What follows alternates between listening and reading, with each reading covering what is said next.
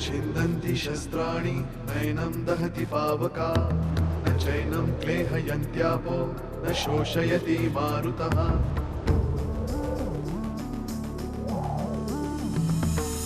दिवसामागुन रात्र धावते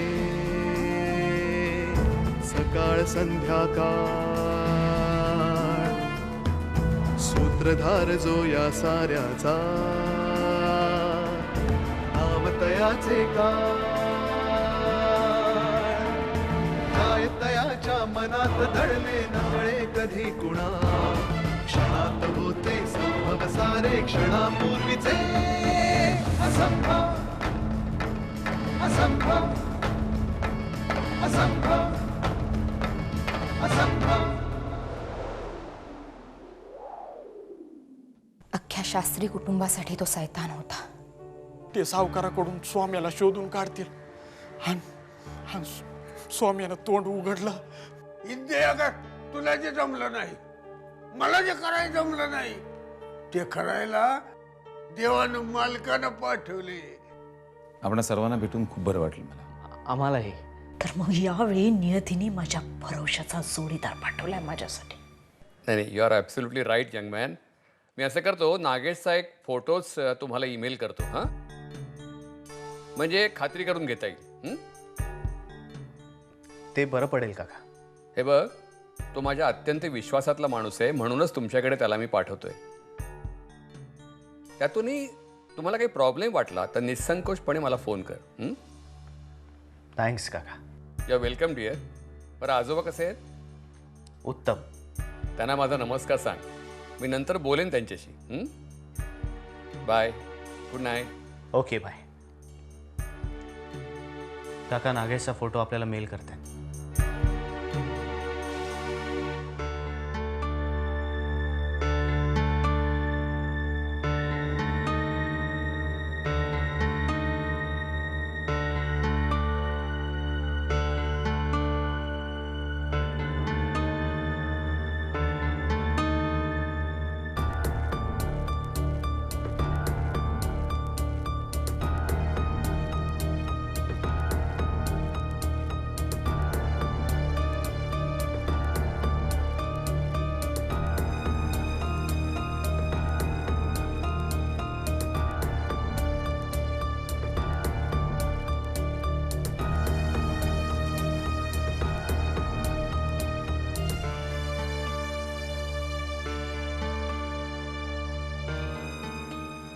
हा तोच आहे, म्हणजे खानविलकर काकांचाच माणूस. तो तया नाही. तो अगदी तसाच दिसतो, त्यामुळे आम्ही गोंधळून गेलो होतो. अजब खेळ आहे नियतीचा. शुभ्रा, आदिनाथ आणि डॉक्टर विराज सामंत म्हणजेच पार्वती वहिनी, महादेव दादा आणि श्रीरंग रानडे आहेत आणि तसेच दिसतात. प्रथमेश, गोदाक्का आणि मनीषा आहे, पण त्याचं रूप पूर्णपणे बदललंय. आणि हा नागेश बल्लाळ भालचंद्र सारखा दिसतो, पण तो भालचंद्र नसावा. आपण सावध राहू, पण आपल्याला त्याच्याकडे खानविलकर काकांनी पाठवलेला त्यांच्या विश्वासातला माणूस म्हणूनच पाहावं लागेल. श्रीराम श्रीराम.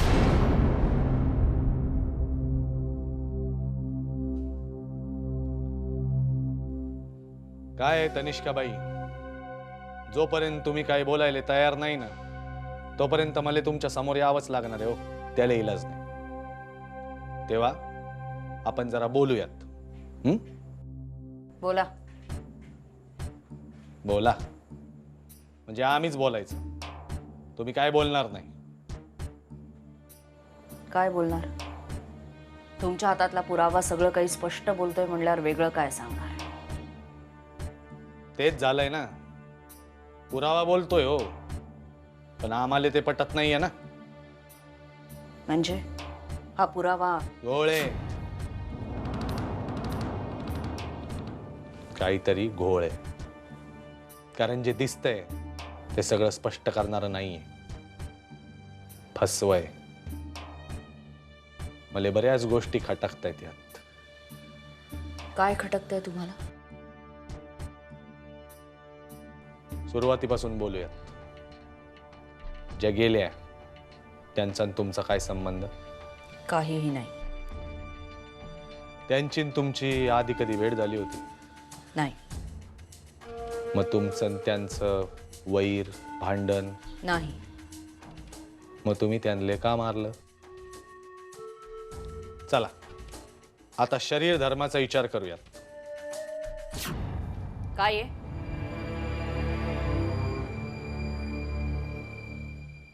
हेच सांगायचंय मला. आत्ता मी तुमचा हात पकडायला गेलो तर तुम्ही काय केलं? मागं सरकलात. समजा आत्ता मी तुम्हाला मारायचा प्रयत्न केला तर तुम्ही काय कराल?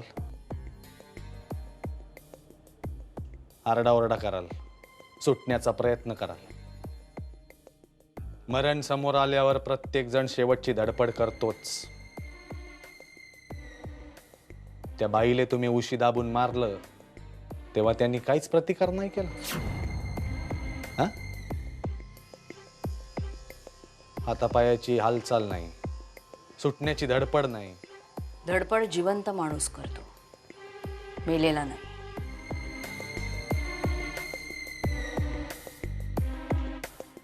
मी जर तुम्हाला म्हणाले की त्या आधीच मेलेल्या होत्या तर विश्वास ठेवाल तुम्ही? म्हणजे तुम्हाला हे आधीपासून माहिती होतं? नाही, मला तेव्हाही माहिती नव्हतं आणि आत्ताही माहिती नाहीये. मी केवळ तुम्ही दाखवलेल्या क्लिपच्या आधारावर बोलतेय. पोस्टमॉर्टम रिपोर्टमध्ये सुद्धा मृत्यूची वेळ आणि क्लिपिंगच्या रेकॉर्डिंगची वेळ यामध्ये बराच फरक आहे. आता अजून कसला पुरावा पाहिजे वझलवार? सोडून द्या मला. नाही, कारण एक प्रश्न अजून तसाच राहिलाय. तुम्ही म्हणताय त्याप्रमाणे त्या बाई जर आधीच गेल्या असतील तर मृतदेहाच्या तोंडावर उशी दाबण्याचा काय हेतू आहे? हा? का केलं तुम्ही हे?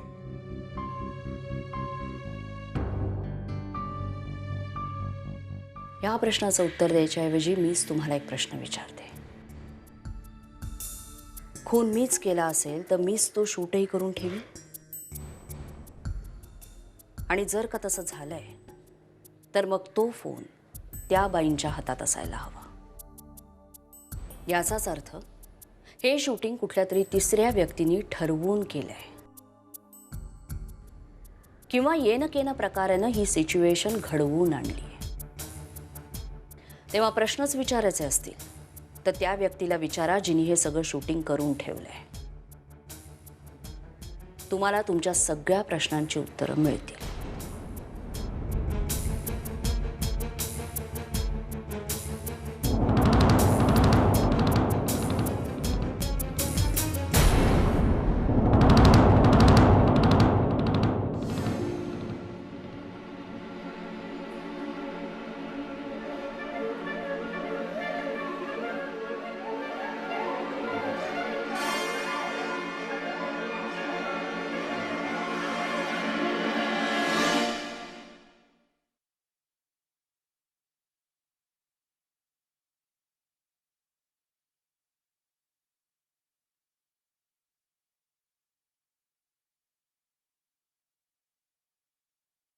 मम्मा गेली आणि जबाबदाऱ्या काय हे कळायला लागलं.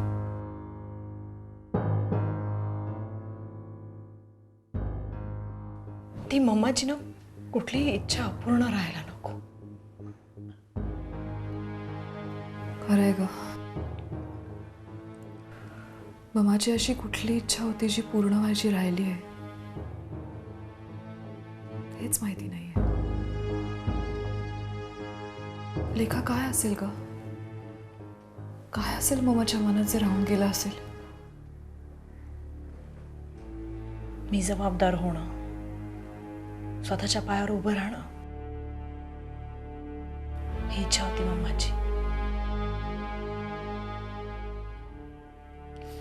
मी तिची इच्छा पूर्ण करायचं ठरवलंय. त्यासाठी कदाचित मुंबई सोडावी लागेल मला. लेखा, अगं मुंबई सोडायची काय गरज आहे? इथे राहूनही शक्य होईल हे. नाही दी, नाही होणार. खरंच नाही होणार. इथे राहिले ना तर पुन्हा होतं तसंच राहणार. नाही होणार ती. तूच सगळी जबाबदारी घेणार आणि म्हणजे ते काय वाईट नाहीये की तू जबाबदारी घेशील, पण इथे राहून नाही ते साध्य होणार ग. अगं लेखा, पण दे प्लीज प्लीज. मी मागे तुला म्हणाले होते ना, मी एका जॉबसाठी प्रयत्न करते. त्यांनी मला मुंबई बाहेर जॉब ऑफर केलाय आणि मी त्यांना होकार दिलाय.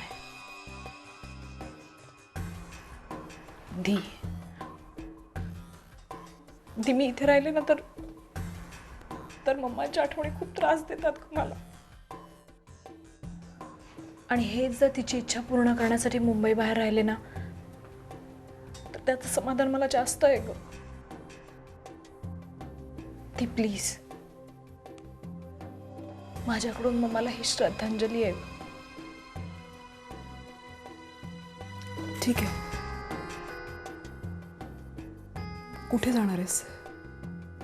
ठरलं की सांगेन. अशीच न सांगता नाही जाणार.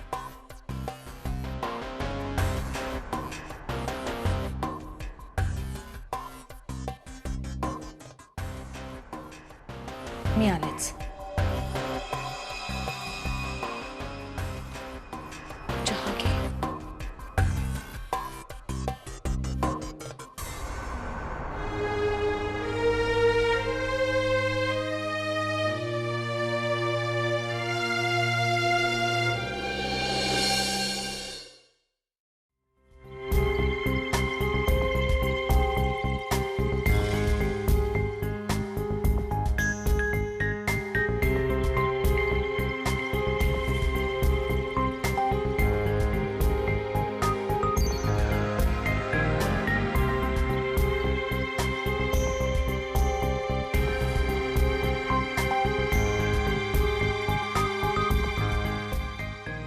बल्लाळ साहेब, आम्ही तुमच्यावर संशय घेतला असं समजू नका. हा संशय नव्हे तर परिचय होईपर्यंत घेतलेली खबरदारी होती. कृपया गैरसमज नसावा. छे छे, गैरसमज कसला त्यात? इनफॅक्ट सरांचाच मला फोन आला होता. माझे सर्टिफिकेट्स आणि आय कार्ड काल मीच आपल्याला दाखवायला विसरलो. Sorry for that. सॉरी म्हणण्याची अजिबात गरज नाही. रादर या सगळ्याचीही काही गरज नव्हती. खानविलकर काकांनी तुम्हाला इथे पाठवलं म्हटल्यानंतर प्रश्नच मिटला. आणखी 2-3 दिवसातच मी माझी राहण्याची व्यवस्था करतो इथे जवळच गावात. तोपर्यंत मी इथे राहिलं तर चालेल ना? लाजवताय तुम्ही बल्लाळ साहेब. तुम्हाला बाहेर कुठेही राहायची गरज नाही. खानविलकर साहेबांना मी तसं सांगितलं होतं. हे घर तुमचंच आहे असं समजा. कुठलाही संकोच बाळगू नका. नाही नाही, संकोचाचा प्रश्नच येत नाही. सरांच्या इन्स्ट्रक्शन्सच मी फॉलो करतो. आणि तसंही राहण्याचं आणि कामाचं ठिकाण वेगळं असलेलं बरं. तशी काय आवश्यकता लागली तर मी इथे राहीन ना. अगदी हक्काने राहू शकता तुम्ही इथे. आणि तुम्ही फक्त आमचे पाहुणे नाही आहात, तर आम्हाला मदत करण्यासाठीच तुम्ही इथे आलात. निश्चिंतपणे तुमचं संशोधन करा. मी आज निघतोय. आजोबा आणि विष्णू काका आहेतच, पण तरी कधीही मदत लागली तर फोन करा. Thanks. Most welcome.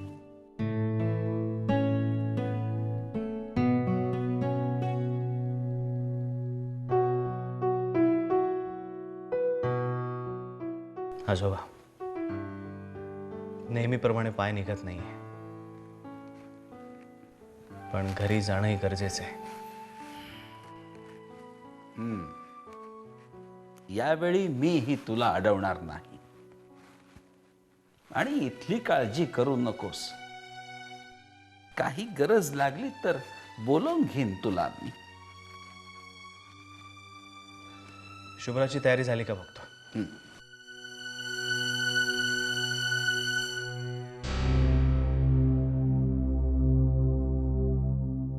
Shriram.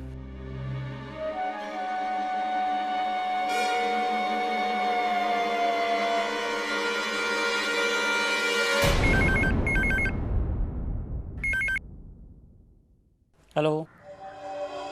Inspector Wajalwar आहेत का? नाही साहेब बाहेर गेले. किती वाजता परत येतील? आपण कोण बोलताय? मी पत्रकार आहे, भेटायचं होतं साहेबांना. नाही पण कशा संबंधी? एक महत्वाचं काम होतं, अर्जंट मुलाखत घ्यायची होती साहेबांची. हे बघा, तुमचा नंबर द्या मला. मला त्यांच्याशीच बोलायचंय. ते बिझी असतील तर उगाच त्यांना त्रास नको. मी स्वतःच करीन ना फोन.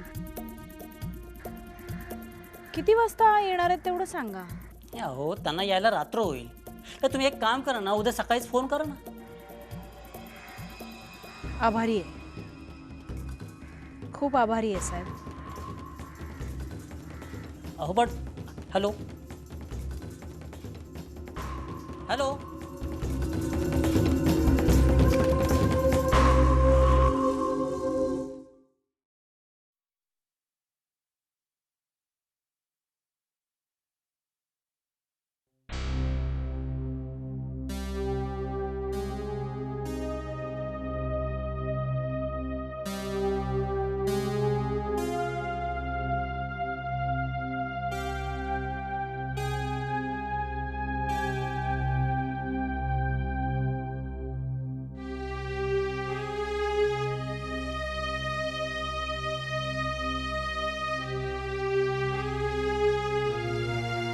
काय काय झालं?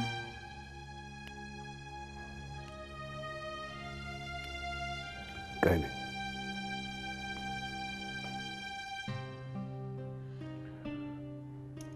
सुलेखाचं कळल्यापासून या घरातलं वातावरणच एकदम बदलून गेलंय. घरामध्ये जी शांतता आहे ती इतकी त्रासदायक होतीये. हो ना, वाटलंच नव्हतं हो अशी असेल ती. मला तर काही कळतच नाही, म्हणजे माणूस इतक्या खालच्या थराला कसा जाऊ शकतो.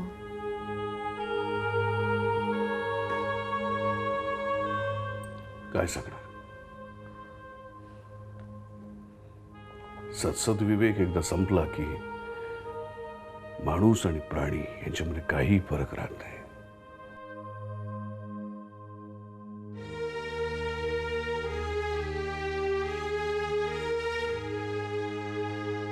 कुसुम कुठे? आहेत ना खोलीत. का हो? नाही काय. बिचारी कुसुम. घर आणि देऊळ एवढंच तिचं विश्व आहे.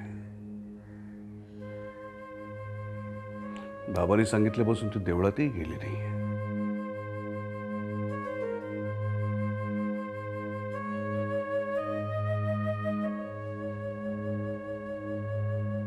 बाबा चहा. अगं मला नको आहे चहा. पण ह्यावेळेला घेता ना तुम्ही नेहमी. म्हणून मी मुद्दाम केला. या. नाही खरं आहे तुझं. यावेळेला मी नेहमी चहा घेतो, पण आता मला घ्यावंसं नाही वाटत आहे.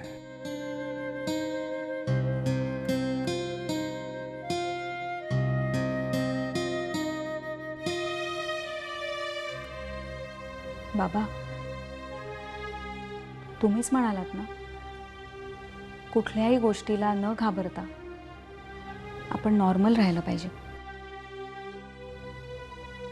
आपापली कामं करत राहायला हवं.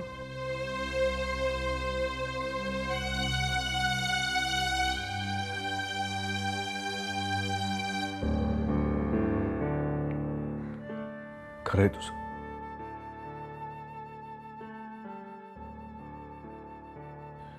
पण मग तू आज घरी का थांबलीस?